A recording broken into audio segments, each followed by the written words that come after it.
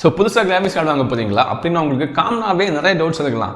எந்த அளவுக்கு VRAM இருக்க கிராஃபிக்ஸ் கார்டு வாங்கலாம், அப்ஸ்கேலிங் டெக்னாலஜினா என்ன, ரே ட்ரேசிங்னா என்ன, எடிட்டிங் பண்ண இந்த கிராஃபிக்ஸ் கார்டு வாங்கலாம், ஸ்ட்ரீமிங் பண்ண இந்த கிராஃபிக்ஸ் கார்டு வாங்கலாம். ஸோ இந்த மாதிரி நிறைய சின்ன சின்ன டவுட்ஸ் காமனாக இருக்கலாம். இந்த டவுட்ஸுக்கு எல்லாத்துக்குமே இந்த வீடியோவில் நான் ஆன்சர் பண்ண போகிறேன். ஸோ இந்த வீடியோவை மறக்காமல் கடைசி வரைக்கும் பாருங்கள். அப்போ தான் உங்களுக்கு இருக்கிற எல்லா டவுட்ஸுமே கண்டிப்பாக கிளியர் ஆகும்னு நம்புகிறேன். ஸோ வாங்க பாருங்களா. ஸோ இதுக்கு முன்னாடி வரைக்குமே நம்ம கிராஃபிக்ஸ் கார்டு வாங்கும்போது கிராஃபிக்ஸ் கார்டோட பெர்ஃபார்மன்ஸை பார்ப்போம், அப்புறம் அதோட ஃபீச்சர்ஸை பார்ப்போம், அது எந்த அளவுக்கு வேல்யூ ஃபார் மணியாக இருக்கும்னே பார்க்குவோம். ஆனால் இந்த 2023ல் இனிமேல் நாம் இன்னும் ஒரு விஷயத்தை கண்டிப்பாக பார்த்து தான் கிராஃபிக்ஸ் கார்டை வாங்கணும். அதுதான் VRAM. VRAMங்கிறது வீடியோ ரேம், அதாவது கிராஃபிக்ஸ் கார்டில் கொடுத்துருக்க ஒரு ரேம். இது நம்மளோட நார்மல் ரேமோடையுமே டிஃப்ரெண்டான ரேம். அந்த ரேம் கிடையாது. நம்மளோட நார்மல் ரேம் நம்மளால் புதுசாக வாங்கி போட்டு இன்க்ரீஸ் பண்ண முடியும். ஆனால் கிராஃபிக்ஸ் கார்டை பொறுத்த வரைக்குமே அந்த மாதிரி இன்க்ரீஸ் பண்ண முடியாது. நமக்கு எக்ஸ்ட்ரா VRAM வேணும்னா நம்ம கண்டிப்பாக புதுசாக ஒரு கிராஃபிக்ஸ் கார்டு தான் வாங்கி ஆகணும். ஸோ இனிமேல் எதுக்காக இந்த VRAM பார்த்து கிராஃபிக்ஸ் கார்டு வாங்கணும்னு சொல்கிறேன்னா, 8GB VRAM கூட இனிமேல் வரப்போகிற கேம்ஸுக்கு பத்தாது. 8GB VRAMs எல்லாமே ப்ராப்ளம் கொடுக்க போகுது. ஏன்னா மோஸ்ட்டாக எல்லா மிட்ரேஞ்ச் பிசி பில்ட் பண்ணுறவங்களே வச்சிருக்க கிராஃபிக்ஸ் கார்டோட சைஸ் தான் 8GB. இப்போ புதுசாக லேட்டஸ்ட்டாக ரிலீஸ் ஆன கேம்ஸ் எல்லாம் பார்த்தோம்னா, Last of Us, Forspoken, Hogwarts Legacy இந்த மாதிரி கேம்ஸை பார்த்தோம்னா அதுக்கு எல்லாமே 8GB VRAM இருந்தால் கூட சரியாக கேம் ப்ளே பண்ண முடியல. நம்ம 8GB VRAM கிராஃபிக்ஸ் கார்டில் ப்ளே பண்ணும்போது அதில் நிறையவே ஷட்டரிங் ப்ராப்ளம் வருது, டெக்ஸ்சர் சரியாக லோட் ஆகலை, கிளிச்சியாக இருக்குது, இந்த மாதிரி நிறைய ப்ராப்ளம்ஸ் வந்துட்டு இருக்குது. அதுக்கு எல்லாமே ரீசன் கம்மியான VRAM இருக்கிறதுனால.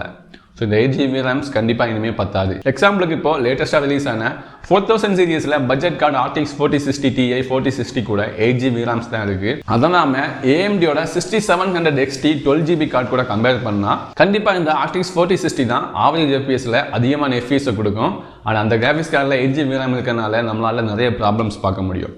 அதுவே AMDயோட 6700 XT எடுத்தோம்னா FPS கொஞ்சம் கம்மியாக தான் வரும். ஆனால் இந்த மாதிரி shuttering problem, texture loading problem எதுவுமே இருக்காது. ஏன்னா அதில் 12GB VRAM இருக்கிறனால. ஸோ இனிமேல் வரப்போகிற கேம்ஸுக்கு எல்லாமே VRAMுமே ரொம்ப முக்கியம் தான். VRAM பார்த்து தான் நம்ம வாங்கணும். ஸோ எந்த அளவுக்கு VRAM இருந்தால் நமக்கு பெட்டராக இருக்கும் அப்படின்னு கேட்டிங்கன்னா, 1080p கேம் ப்ளே பண்ணுறதுக்கு 8GB VRAM கூட ஓகே தான். ஆனால் நீங்கள் லேட்டஸ்ட்டாக ரிலீஸ் ஆகிற நான் சொன்ன மாதிரி இந்த கேம்ஸ் எல்லாம் ஃபுல் ஹை கிராஃபிக்ஸில் விளாடாமல் இருந்தீங்கன்னா எந்த பிரச்சனையுமே இல்லை, உங்களால் ரன் பண்ண முடியும். ஆனால் கண்டிப்பாக உங்களுக்கு 1080pல நியூவாக ரிலீஸ் ஆகிற கேம்ஸ் எல்லாம் ஃபுல் ஹை செட்டிங்ஸில் தான் ப்ளே பண்ணணும் அப்படின்னு கேட்டிங்கன்னா கண்டிப்பாக உங்களுக்கு 1080p ப்ளே பண்ணுறதுக்கு மினிமமாக 10GB VRAM இருக்கிற கிராஃபிக்ஸ் கார்டும் உங்களுக்கு தேவைப்படும். அதுக்கு கீழே போனீங்கன்னா கண்டிப்பாக இந்த shuttering problem, texture loading problem எல்லாம் வர்றதுக்கு நிறையவே சான்ஸ் இருக்குது.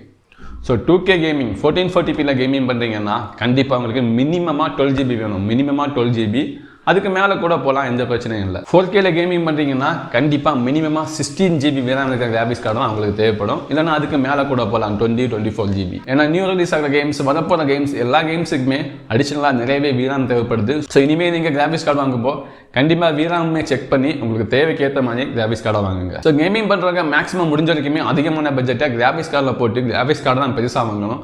அப்போ தான் மேக்ஸ் பர்ஃபார்மன்ஸை எடுக்க முடியும். CPU பொறுத்த வரைக்குமே ஒரு நார்மலான அமௌண்ட் ஸ்பெண்ட் பண்ணால் போதும். அந்த கிராஃபிக்ஸ் கார்டு பாட்டில் நக்காமல் இருக்கிற அளவுக்கு நார்மலாக அந்த கிராஃபிக்ஸ் கார்டுக்கு ஒரு சப்போர்ட்டை கொடுத்தா மட்டும் போதும். அப்போ தான் நம்மளால் மேக்ஸிமமான கேமிங் பர்ஃபார்மன்ஸை எடுக்க முடியும் கேமிங் பிசி பில்டை பொறுத்த வரைக்குமே. அப்புறமா அப்ஸ்கேலிங். இப்போ ரொம்பவே ஃபேமஸ் ஆகிட்டு இருக்க ஒரு டெக்னாலஜி தான் அப்ஸ்கேலிங். NVIDIA கிட்ட DLSS இருக்குது, AMD கிட்ட RSR, FSR ரெண்டுமே இருக்குது. இந்த RSRங்கிறது டிரைவர் லெவல் அப்ஸ்கேலிங் தான். அதாவது இதுக்கு எந்த ஒரு ரெக்யர்மெண்ட்டுமே கிடையாது. எந்த கேமாக இருந்தாலுமே இந்த AMDயோட RSRை வச்சு நம்மளால் அப்ஸ்கேலிங் பண்ண முடியும். இன்டெல் கிட்ட பார்த்தீங்கன்னா XESS, இது எல்லாமே இவங்க கிட்டே இருக்கிற அப்ஸ்கேலிங் டெக்னாலஜி தான். இந்த எல்லா டெக்னாலஜியுமே கொஞ்சம் பெட்டராக தான் ஒர்க் ஆகும். ஆனால் இங்கே NVIDIA கிட்ட கொஞ்சம் பெட்டரான இமேஜ் குவாலிட்டி கிடைக்கும் நம்ம அப்ஸ்கேலிங் யூஸ் பண்ணும்போது. ஸோ இந்த அப்ஸ்கேலிங் பற்றி இனிமேல் டீட்டெயிலாக தெரிஞ்சுக்கணும்னா நான் இந்த 3 அப்ஸ்கேலிங் டெக்னாலஜியுமே சைட் பை சைடாக கம்பேர் பண்ணி ஒரு வீடியோ போட்டிருக்கேன். அதோட லிங்க் தான் டிஸ்கிரிப்ஷன்லேயே கொடுத்துருக்கேன். அதை செக் பண்ணி பாருங்க, உங்களுக்கு இன்னுமே பெட்டரான அண்டர்ஸ்டாண்டிங் கிடைக்கும். அப்புறம் நீங்கள் ஆல்ரெடி RTXோட 4000 சீரிஸ் கிராஃபிக்ஸ் கார்டு வாங்கியிருக்கலாம், இல்லைனா சில பேர் வாங்கலாம்னு பிளான் பண்ணியிருப்பாங்க. அவங்களுக்காக தான் இந்த பாயிண்ட். என்னன்னா RTX 4000 சீரிஸ் கிராஃபிக்ஸ் கார்டில் NVIDIA ஒரு டெக்னாலஜி இன்ட்ரடியூஸ் பண்ணியிருக்காங்க. அதுதான் ஃப்ரேம் ஜென்ரேஷன். இந்த ஃப்ரேம் ஜென்ரேஷன் என்ன பண்ணுன்னா, இப்போ உங்கள் கிராஃபிக்ஸ் கார்டு வந்து 3 ஃப்ரேம் ஜென்ரேட் பண்ணுதுன்னா அதில் 2 ஃப்ரேம் அந்த கிராஃபிக்ஸ் கார்டு ஜென்ரேட் பண்ணும், இன்னொரு ஃப்ரேம் அந்த AI டெக்னாலஜி கிரியேட் பண்ணும். ஸோ டோட்டலாக 3 ஃப்ரேம் வரும். அதை ஒன்று டூப்ளிகேட் ஃப்ரேமாக இருக்கும் அந்த AI கிரியேட் பண்ணுறது. இதனால் நமக்கு கேம் பிளே எக்ஸ்பீரியன்ஸ் ரொம்ப நல்லா இருக்கும். நம்ம கேம் பிளேயில் இனிமேல் நிறைய ஸ்மூத்னஸை பார்க்க முடியும். ஆனால் இங்கே இந்த டெக்னாலஜிக்காக நம்ம ஒரு விஷயத்தை காம்ப்ரமைஸ் பண்ணுறோம், அதுதான் லேட்டன்சி. இந்த டெக்னாலஜியை யூஸ் பண்ணும்போது லேட்டன்சி அதிகமாக இருக்கும். ஸோ நீங்கள் இந்த டெக்னாலஜி, அதாவது இந்த ஃப்ரேம் ஜென்ரேஷனை ஆன் பண்ணி யூஸ் பண்ணுறீங்கன்னா காம்படிட்டிவ் கேம்ஸில் மட்டும் கண்டிப்பாக யூஸ் பண்ணாதீங்க. ஏன்னா அங்கே லேட்டன்சி எது இன்க்ரீஸ் பண்ணும். நீங்கள் வேர்ல்ட் சிஎஸ்கோ இல்லைனா சர்வைவல் கேம்ஸ் ஏதாவது ப்ளே பண்ணுறீங்கன்னா கண்டிப்பாக இந்த ஃப்ரேம் ஜென்ரேஷனை யூஸ் பண்ணாதீங்க. அது லேட்டன்சி இன்னுமே இன்க்ரீஸ் பண்ணும். காம்படிட்டிவ் கேம்ஸில் அது கண்டிப்பாக ஒரு ட்ராபேக்காக தான் இருக்கும். அப்புறமா ரே ட்ரேசிங்குமே இப்போ அதிகமாக பேசப்படுற ஒரு விஷயம் தான். இந்த ரே ட்ரேசிங் என்ன பண்ணுவோம்னா கேமுக்குள்ளேயே ரிஃப்ளெக்ஷன்ஸ் அப்புறமா லைட்டிங் எல்லாமே ரீக்ரியேட் பண்ணி பார்க்குறதுக்கு விஷுவலாக இன்னுமே பெட்டராக இருக்கும். பார்க்குறதுக்கு கேம்ஸ் ரொம்ப நல்லா இருக்கும். சில கேம்ஸ் எல்லாம் பார்க்குறதுக்கு ரொம்ப ரியலிஸ்டிக்காக இருக்கும். ஸோ இங்கே நமக்கு இந்த பெட்டரான லைட்டிங் எஃபெக்ட்ஸ் எல்லாம் கிடைக்கிறதுனால நம்ம என்ன காம்ப்ரமைஸ் பண்ணுறோம்னா நம்மளோட ஆவரேஜ் FPS ரொம்பவே ட்ராப் ஆகும். அப்புறமா VRAM யூசேஜுமே இனிமேல் ரொம்ப ஹை ஆகும். ஸோ நீங்கள் ரே ட்ரேசிங் யூஸ் பண்ணுற மாதிரி பிளான் இருந்துச்சுன்னா முடிஞ்ச வரைக்குமே மிட் ரேஞ்சிலேருந்து இனிமேல் கொஞ்சம் ஹை எண்டான GPU வாங்க ட்ரை பண்ணுங்க. இப்போ ரிலீஸ் ஆகிருக்க RTX 14000 கிராஃபிக்ஸ் கார்டு எல்லாமே RTX 3000 கிராஃபிக்ஸ் கார்டோடையுமே ரே ட்ரேசிங்கில் இனிமேல் கொஞ்சம் பெட்டரான பர்ஃபார்மன்ஸை கொடுத்துட்டு இருக்கு. அப்புறமா ஸ்ட்ரீமிங் PC பில்டு. நீங்கள் ஸ்ட்ரீமிங் பண்ணுறதுக்காக ஒரு PC பில்ட் பண்ணுறீங்கன்னா எந்த பிராண்டோட கிராஃபிக்ஸ் கார்டை வாங்கலாம்னு கேட்டிங்கன்னா நீங்கள் எல்லா பிராண்டுமே வாங்கலாம். NVIDIA இருந்தாலும் சரி, AMD இருந்தாலும் சரி, Intel இருந்தாலும் சரி, எல்லா கிராஃபிக்ஸ் கார்டுமே ஸ்ட்ரீமிங்கில் பெட்டராக தான் பர்ஃபார்ம் பண்ணுது. உங்களுக்கு நோட்டீஸ் பண்ணுற அளவுக்கு பெரிய டிஃப்ரெண்ட்லாம் இருக்காது. இண்டலை பொறுத்த வரைக்குமே இப்போ டிரைவர் அப்டேட் கொடுத்து நிறையவே ஃபிக்ஸ் பண்ணிட்டாங்க. இன்டெல் கிராஃபிக்ஸ் கார்டையுமே நாம இனிமேல் ரெக்கமெண்ட் பண்ணலாம். அந்த அளவுக்கு அவங்க எடுத்துகிட்டு வந்தாங்க. ஸ்ட்ரீமிங் பண்ணுவோம் மோஸ்ட்லி எல்லாருமே HEVC இந்த என்கோடிங்கை தான் யூஸ் பண்ணுவோம். உங்களுக்கு AB1 என்கோடிங் அது வேணும்னா மட்டும் நீங்கள் AMD சைட்லேருந்து மினிமமாக நீங்கள் 7000 சீரிஸ் கிராஃபிக்ஸ் கார்டை வாங்கணும். NVIDIA சைட்லேருந்து மினிமமாக RTX 4000 சீரிஸ் கிராஃபிக்ஸ் கார்டை வாங்கினா மட்டும்தான் உங்களால் AB1 என்கோடிங்கை யூஸ் பண்ண முடியும். ஸோ இந்த AB1 என்கோடிங் என்னென்னு கேட்டிங்கன்னா யூஸ்வலாக நாம எல்லாம் ஸ்ட்ரீமிங் பண்ணும்போது HEVC இந்த என்கோடிங் தான் யூஸ் பண்ணுவோம். இதுலேருந்து இந்த AB1 என்கோடிங்கில் என்ன டிஃப்ரெண்ட் இருக்குன்னா இந்த HEVC என்கோடிங் கம்ப்ரஸ் பண்ணுற பிட்ரேட்லேருந்து இந்த AB1 என்கோடிங் 30% வரைக்குமே கம்மியான சைஸில் வீடியோ ஜென்ரேட் பண்ணும். அதே வேளையில் குவாலிட்டியில் எந்த ஒரு காம்ப்ரமைஸுமே பண்ணாது. இதனால் நமக்கு ரிசல்ட் என்ன கிடைக்கும்னா சின்ன சைஸ்லேயே அதிக குவாலிட்டியாக இருக்க ஒரு வீடியோ. ஸோ அந்த மாதிரி இருக்கிறனால நம்மளால் பெட்டராக ஸ்ட்ரீமிங் பண்ண முடியும். நெட்டில் அப்லோட் பண்ணுறதா இருந்தாலும் இனிமேல் ஃபாஸ்ட்டாக அப்லோட் பண்ண முடியும்.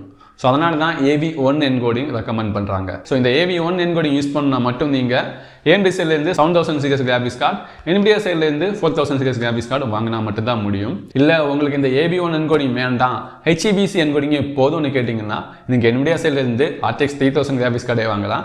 AMD சைட்லேருந்து மினிமமாக RX 6000 கிராஃபிக்ஸ் கார்டே வாங்கலாம். எந்த பிரச்சனையும் இருக்காது. ஸோ ஸ்ட்ரீமிங்கை பொறுத்த வரைக்குமே முடிஞ்ச அளவுக்கு மேக்ஸிமம் VRAM எதில் இருக்குன்னு பார்த்து வாங்குங்க. அப்போ தான் ஸ்ட்ரீமிங்கு எந்த பிரச்சனையுமே வராது.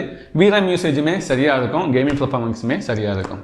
ஸோ அப்புறமா வீடியோ எடிட்டிங் பண்ணுறவங்களுக்கு எந்த மாதிரி கிராஃபிக்ஸ் கார்டு வாங்கலாம்? நீங்கள் பேசிக்காக நார்மலாக ஒரு வீடியோ எடிட்டிங் பண்ணுறீங்க, 1080pல தான் பண்ணுறீங்க, ஃபுல் டைம் ப்ரொஃபஷனலாக பண்ணலை அப்படின்னா நீங்கள் தாராளமாக எந்த பிராண்ட் வேணாலும் வாங்கலாம். நீங்கள் NVIDIAவும் வாங்கலாம், AMDயும் வாங்கலாம், Intelலும் வாங்கலாம். எல்லாமே ஆல்மோஸ்ட் ஈக்குவலாக தான் பர்ஃபார்மன்ஸ் பண்ணும். ஆனால் நீங்கள் ப்ரொஃபஷனல் லெவலில் வீடியோ எடிட்டிங் பண்ணுறீங்க, ரொம்ப ப்ரொஃபஷனலாக பண்ணுறீங்க, அதிகமாக வீடியோ எடிட்டிங்கில் தான் ஸ்பெண்ட் பண்ணுறீங்கன்னா நீங்கள் கண்டிப்பாக NVIDIAவை தான் கன்சிடர் பண்ணி ஆகணும். நான் ப்ரீமியர் போல் NVIDIAவை பொறுத்த வரைக்குமே பெட்டரான சப்போர்ட் கொடுக்கும். உங்களுக்கு இனிமேல் பெட்டரான எக்ஸ்பீரியன்ஸ் இருக்கும். ஆனால் அதுவே நீங்கள் DaVinci ரிசால்வர் அந்த சாஃப்ட்வேர் யூஸ் பண்ணுறீங்கன்னா கண்டிப்பாக AMD தான் வாங்கணும். AMD அங்கே இனிமேல் பெட்டரான பர்ஃபார்மன்ஸை கொடுக்கும். ஸோ நீங்கள் வீடியோ எடிட்டிங்கை பொறுத்த வரைக்குமே நீங்கள் எந்த சாஃப்ட்வேர் யூஸ் பண்ண போகிறீங்கன்னு டிசைட் பண்ணிவிட்டு அந்த சாஃப்ட்வேர் ரெக்கமெண்ட்ஸை பார்த்து அதுக்கு ஏற்ற மாதிரி தான் கிராஃபிக்ஸ் கார்டு நீங்கள் வாங்கி ஆகணும். அப்புறமா ஃப்ரீசிங், வீசிங். இப்போ வர ஆல்மோஸ்ட் எல்லா மாடல் மாடல்லையுமே ஃப்ரீசிங் இருக்கும், இல்லைனா வீசிங் இருக்கும், ஏதாவது ஒன்று இருக்கும் கண்டிப்பாக. மோஸ்ட்லி எல்லா பட்ஜெட் மாடல்லையுமே நாம AMDயோட ஃப்ரீசிங்கை தான் பார்த்துருப்போம். ஸோ இந்த டெக்னாலஜி என்ன பண்ணுவோம்னா இது வேரியபிள் ரிஃப்ரெஷ் ரேட், அதாவது VRR, இதை யூஸ் பண்ணி ஸ்க்ரீன் டியரிங்கை ரெடியூஸ் பண்ணும். ஸ்க்ரீன் டியரிங் ரெடியூஸ் ஆனதுனால நமக்கு இன்னுமே பெட்டரான எக்ஸ்பீரியன்ஸ் கிடைக்கும். ஆனால் இதே டெக்னாலஜி HDMI 2.1 அந்த போர்ட் வழியாக கூட நம்மளால் யூஸ் பண்ண முடியும். ஸோ உங்கள் மானிட்டரில் HDMI போர்ட் 2.1 இருக்குன்னா நீங்கள் அதை யூஸ் பண்ணுறது தான் ரெக்கமெண்டட். நீங்கள் இந்த ஃப்ரீசிங் வீசிங்கை நம்பியெல்லாம் இருக்க வேண்டிய தேவையே இல்லை. இல்லைனா நீங்கள் டிஸ்பிளே போர்ட் யூஸ் பண்ணலாம். ஏன்னா டிஸ்பிளே போர்ட் தான் பெட்டர் கம்பேட்டபிலிட்டியை கொடுக்கும். ஸோ இந்த ஃப்ரீசிங் வீசிங்கை பற்றி இன்னுமே ரொம்ப டீட்டெயிலாக கிளியராக தெரியணும்னா நான் அதை பற்றி செப்பரேட்டாகவே ஒரு வீடியோ போட்டிருக்கேன். அதோட லிங்க் தான் டிஸ்கிரிப்ஷனில் கொடுத்துருக்கேன். அதை மறக்காமல் செக் பண்ணி பாருங்க. அப்புறம் நம்ம கிராஃபிக்ஸ் கார்டு வாங்க போகிறவங்களுக்கு இருக்கிற இன்னொரு டவுட், ஒரு கிராஃபிக்ஸ் கார்டில் அதோட பேஸ் மாடல் வாங்கலாமா, இல்லை premium model Asus ROG, Asus TUF அந்த மாதிரி ஹை அண்ட் சீரியஸ் வாங்கலாமான்னு. ஸோ அங்கே நீங்கள் ஒரு கிராஃபிக்ஸ் கார்டு பேஸ் லெவலில் வாங்குறீங்கன்னா அதில் நார்மலாக இருக்கும் பார்க்குறது கிராஃபிக்ஸ் கார்டு ரொம்ப ஃபேன்சியெல்லாம் இருக்காது. அதே மாடலில் ஹை அண்ட் கிராஃபிக்ஸ் கார்டு வாங்குறீங்கன்னா ஒரு ஓவர் கிளாக்கிங் கொடுத்துருப்பாங்க, பேஸ் கிளாக் பூஸ்ட் கிளாக்கில் கொஞ்சம் டிஃப்ரெண்ட் இருக்கும், RGB கிடைக்கும், லைட்டிங் கிடைக்கும், பார்க்கறதுக்கு ரொம்ப ஃபேன்சியாக இருக்கும்.